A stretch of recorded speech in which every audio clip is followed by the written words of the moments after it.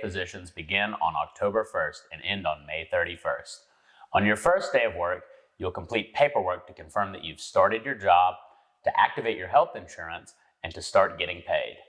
You'll be asked to provide your date of birth, Austrian address, Austrian bank account information, a copy of your residence permit, and if you're an EU citizen, a copy of your police clearance letter. You'll work with a variety of teachers and students. Each teacher will probably have a different teaching style, and students will have different levels of English.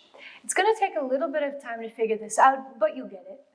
To keep track of your responsibilities, talk to your mentor teachers in advance about lesson planning and organizing a scheduling system. Remember that communication is key. Most issues encountered by past USTAs involved either not understanding how things work or a lack of communication. Therefore, it's very important to communicate any questions or problems with your teacher in order to avoid bigger problems in the future. See the workplace section in the handbook for information on the Dienstweg, the pathway for addressing issues in the workplace that have become persistent or bigger than you can handle. Building positive relationships with your teachers from the start of your contract will help make your time as a USTA both constructive and fun. Keeping an open mind when communicating with your teachers will keep working dynamics smooth and calm. Previous USTAs have recommended being proactive by asking about expectations in advance, conducting a survey of students to see what their topics of interest are, keeping track of when your lessons are and what they're about, being enthusiastic, friendly, and upbeat in your lessons, and preparing an introduction lesson about yourself for students to get to know you.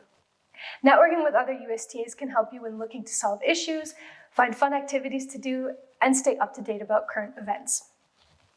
Because your position as a USTA is somewhere between being a student and being a teacher, keep healthy relationships with both groups. Show students that you and the teachers are working together as a team. If a teacher corrects you in the classroom, handle the situation with grace and humor and move on. Maintain healthy personal and professional boundaries with students and teachers to avoid problems. Also, establish an understanding of authority with students to avoid not being taken seriously by them.